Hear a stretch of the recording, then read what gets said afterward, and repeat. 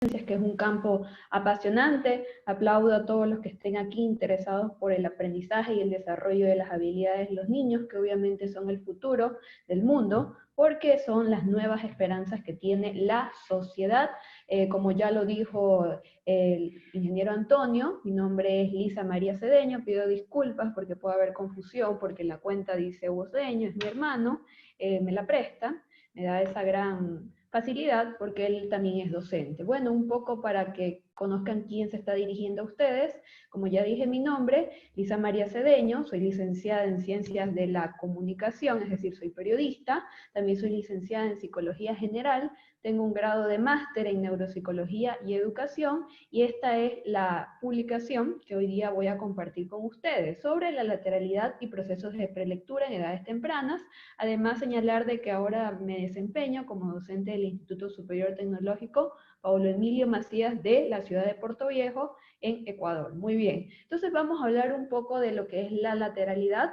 Esto viene algo un poquito, creo que todos tenemos este caso, todos tenemos un conocido que es zurdo, es decir, es una persona que tiene manifestaciones y tiene un predominio de la mano izquierda, pero decir zurdo es de hecho una dimensión mucho más grande de lo que nosotros creeríamos, que solamente es escribir, solamente es tocar un balón o hacer ciertas manualidades con X mano. No, ser zurdo implica un proceso neurológico importante, hay un proceso muy grande desde que el niño nace hasta que se va desarrollando como adolescente para establecer esta lateralidad. ¿Qué se entiende? Nosotros cuando decimos cerebro pensamos que es una unidad simétrica, es decir, cuando hablamos de cerebro pensamos que es un órgano un poco similar a los otros, que tiene un funcionamiento un poco más fácil.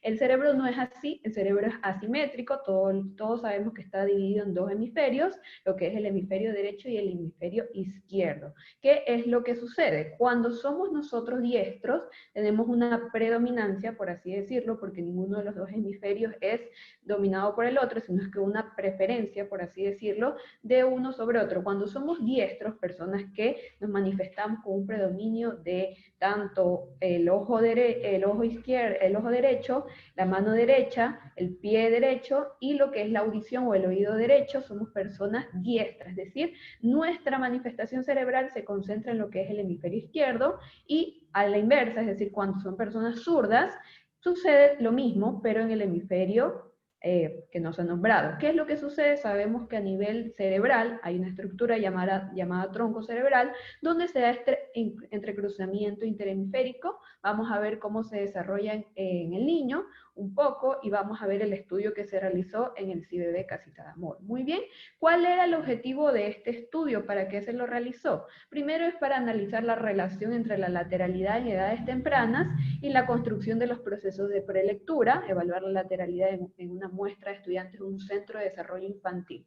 ¿Por qué el estudio se hizo en un centro de desarrollo infantil? Porque según los autores, según los investigadores, a partir de los 3 años es que empieza el desarrollo cortical para atender estas necesidades que tiene el estudiante. Si bien es cierto, ya podemos ver en un niño de año o 2 años ciertas manifestaciones que nos pueden un poco dar pistas sobre su desempeño tanto de la lateralidad, es decir, si de pronto tiene un predominio izquierdo o un predominio derecho. Ya podemos ver que un niño agarra un lápiz, o cómo coge los juguetes, o dónde juega que está contestando el teléfono, o cómo patea una pelota. Todo eso ya comienza a ser una evidencia. Por ejemplo, también el mismo movimiento de gateo, que es contralateral, ya nos muestra una simetría del cerebro, ya nos está mostrando de que el niño tiene su noción espaciotemporal que se va desarrollando. Muy bien, entonces como les decía yo anteriormente, en sí el estudio se hizo para demostrar el desempeño de estos niños. Sabemos que una persona zurda es una persona que hace todo con la mano izquierda, ¿verdad? Eso supone una leve desventaja porque esto de la lateralidad, si bien es algo en muchos casos genético, puede ser influenciado por la cultura y el ambiente, ¿verdad? Yo tengo un hermano que es zurdo, justamente Hugo Cedeño, el que se nombra en la cuenta.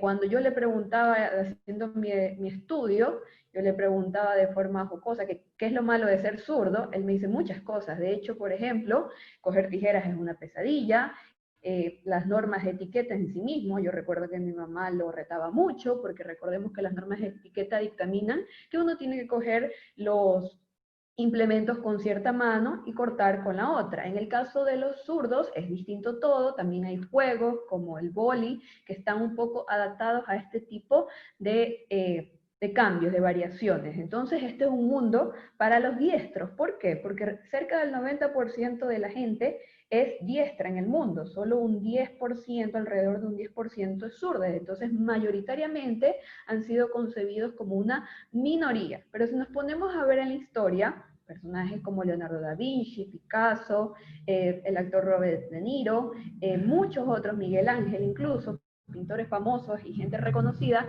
son zurdos. De ahí es que existen muchos mitos de que si de pronto todavía están un poco arraigados en cierta cultura que anteriormente se conoce, que por costumbre mucha gente castigaba a los niños zurdos. Dicen muchas personas, y he escuchado de primera mano, que les amarraban la mano izquierda para que obligadamente escribieran con la derecha. ¿Por qué? Porque la concepción de lo zurdo, de lo que no era derecho, como decimos, no era bueno. Había padres que incluso antiguamente, es algo que no he escuchado ahora en estos momentos, pero les golpeaban en los dedos para que no escribieran con la mano zurda. Todo esto, más el trauma que supone, también puede representar dificultades para el aprendizaje. Muy bien, entonces vamos a ver un poco de introducción. Como ya lo dije anteriormente, tenemos dos hemisferios que son los que componen el cerebro humano. Según se ha investigado, estas dos estructuras tienen diferentes funciones. Uno de estos indicadores es la lateralidad corporal, misma que se refiere a la preferencia para el uso del cierto lado del cuerpo para distintas actividades cotidianas. La lateralidad se encuentra conceptualizada como el predominio que posee un lado sobre el otro, usualmente el izquierdo del cuerpo sobre un lado contraponente, en este caso el derecho, o viceversa, según las partes del cuerpo. Estas pueden ser ojo, mano, pie u oído. Estas son las formas que más pueden notarse, como una persona contesta un teléfono, como una persona escribe, con qué mano come. Se puede evidenciar de muchas formas en los aspectos cotidianos. ¿Cuál fue la metodología para esta investigación? Pues en aquel entonces había la modalidad CIBB, ahora ustedes saben que ha cambiado un poco de denominación, pero en ese entonces, hablo del año 2018 cuando se realizó este estudio, la población que se escogió fue una muestra, bueno, fue una población global de 25 niños asistentes al CIBB Casita de Amor en la ciudad de Puerto Viejo. De estos se compuso una muestra de 10 niños y niñas que acudían al lugar y a los cuales ya se había identificado con ciertas deficiencias en áreas sobre la lectura, asociadas con las etapas de prelectura, que es la otra variable a considerarse. ¿Cómo incide la lateralidad en lo que es la prelectura? Pues es importante porque dentro de esto podemos tanto definir habilidades motoras como sensoriales. Recordemos que todo lo que es prelectura o lectoescritura también incide varios aspectos de estas habilidades. ¿Cuáles fueron los criterios para elegir a estos niños? Pues además, como dijimos, las dificultades, que cumplieran con estos criterios de inclusión, que fueran preescolares de ambos sexos, que con una edad oscilante, entre 3 a 4 años, tuvieran habla hispana obviamente, con dificultades en áreas sensoriales, motrices, con dificultades incluso en áreas afectivas del desarrollo, y que sean asistentes a este centro de educación del buen vivir, en aquel entonces Casita de Amor. Muy bien, ¿cómo se aplicó las pruebas? Tuvimos dos pruebas importantes para conocer los detalles de cada caso. Muy bien, una de estas es el test KD, que mide los movimientos sacádicos, es decir, la fijación que tiene el ojo sobre la atención. Vamos a ver que este es un ejemplo. Las matrices de KD son progresivas, quiere decir que van poco a poco.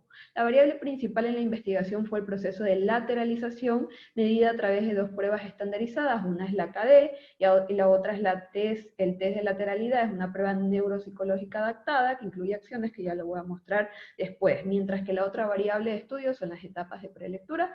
Podemos ver que en este caso entrenamos con estas tarjetas que tienen un nivel de atención que va progresando, como lo dije anteriormente, es decir, va poniéndose dificultoso, y con eso podemos medir los movimientos sacádicos a través de una tabla de frecuencia, en qué rapidez lo hace, si de pronto tiene regresiones para hacerlo. Y también en la prueba neuropsicológica de lateralidad adaptada, podemos ver aquí las acciones, evalúa cada aspecto dentro de la visión, la audición, lo que es la mano, el pie. Con esto vamos a ver cuál es la preferencia que tiene el niño. Recordemos que dentro del cuadro de lateralización existen los tipos diestros, los tipos zurdos, los niños que son diestros, pero tienen cruces, es decir, por ejemplo, que realizan todas las actividades con el lado derecho, pero de pronto usan el pie izquierdo, o de pronto usan el ojo derecho, es decir, tienen un cruce, porque todavía no se está definiendo. La edad para definirse es a partir de los 4 o 5 años, hasta que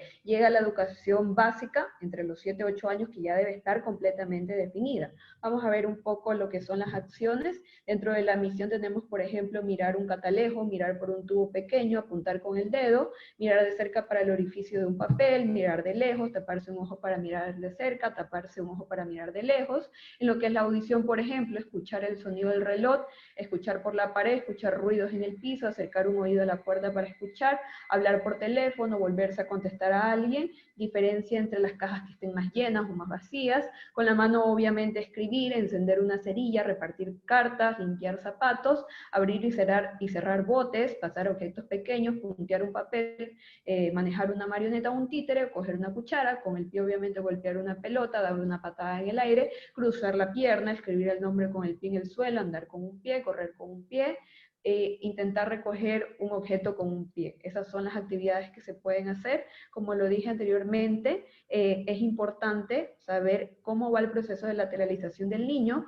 en la lectoescritura sobre todo, porque sabemos que vamos a incluir lo que son aspectos sensoriales y motores, por ejemplo el trazo, los niveles táctiles, los niveles de visión, los niveles auditivos para el dictado, para la copia, para la creación. Dentro de la categoría de la lateralidad también hay ciertos problemas, como lo dije anteriormente, cuando tienen un cruce, cuando son heterogéneos, es decir, hacen la mitad de las funciones. Por ejemplo, puede ser que tengan mano y ojo con predominio derecho, y puede ser que tenga una audición y un pie izquierdo, que es algo que no se da mucho, pero podría estar mostrando problemas.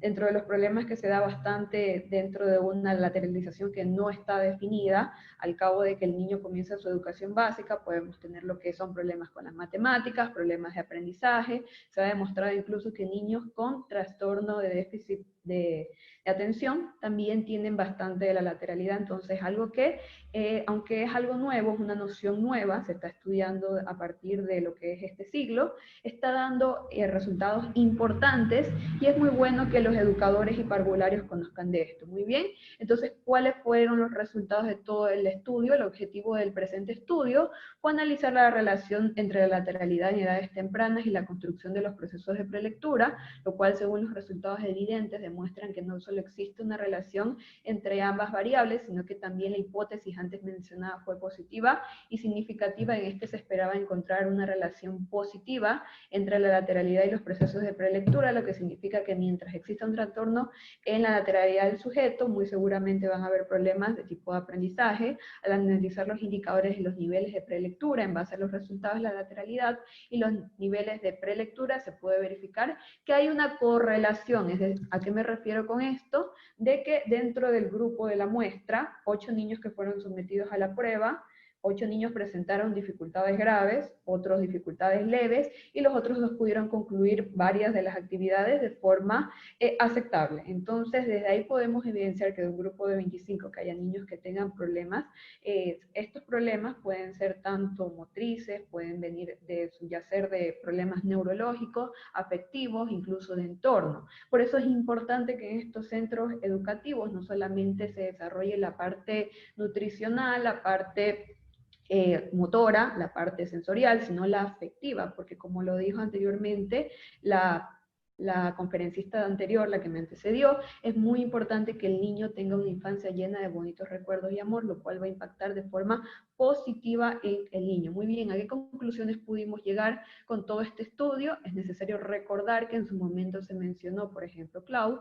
sobre los trastornos de la lateralidad. Como lo dije, es algo que está dentro del nuevo siglo, del siglo XX y siglo XXI, desde ahí comienza el estudio de esto. Esta autora afirma que aquellos trastornos influyen de manera negativa en el aprendizaje escolar, incluyendo en la motricidad. Ante ello, no solo es necesario tomar un asunto del tema, sino que sino que detectar e intervenir sobre los futuros casos de tal forma que se pueda prevenir las repercusiones venideras. Es decir, es un tema importante si nos ponemos un poco a evaluar nosotros como docentes, como educadores, a nivel que sea, muchas veces desconocemos este tipo de temas, lo sabemos de forma muy superficial y sin saber la incidencia que puede tener para el adulto, cómo esto puede generar problemas, sobre todo en el aprendizaje, en la lectura, que como dice la UNESCO, en todo lo que subyace la lectura, la escritura, que es algo dentro del currículo muy importante y que a su mismo tiempo está desarrollando las demás destrezas. Si no sabemos leer y escribir, obviamente no vamos a poder avanzar en materias o en asignaturas o en conocimientos mucho más profundos. Me parece que ya he cumplido los 15 minutos de disertación. Por favor, si alguien me puede confirmar desde la organización. Investigación que es muy importante es que todos los educadores evaluemos, seamos un poco detallosos, todos los docentes seamos detallosos en cómo desempeñan sus tareas, cómo desempeñan el aprendizaje de los estudiantes, no simple y llanamente fijarnos en el resultado, sino que el proceso es muy importante. A niveles de educación inicial es bastante importante poner asunto a los detalles, cómo algo puede estar causando todos estos problemas en el niño, los niveles afectivos, como yo les dije anteriormente, cuando conocí a esa persona, a una persona que había sido no un zurdo contrariado, sino un zurdo que había, pese a los castigos de su padre, había seguido con su zurdería, pero recordaba ese trauma de la infancia. Y hablo de una persona que tenía entre 36 y 38 años, es decir, una persona que no es tan mayor. ¿Cómo vemos que ese impedimento en el desarrollo tuvo un impacto negativo en su vida, un recuerdo nefasto? Por esto, porque muchas veces desconocemos, el gran problema de la humanidad es la ignorancia, en el sentido de que desconocemos las cosas, no las sabemos y al momento de ejecutarlas podemos estarle causando un problema muy grave a la persona. Por eso es importante estos espacios de discusión y de aprendizaje. Muy bien.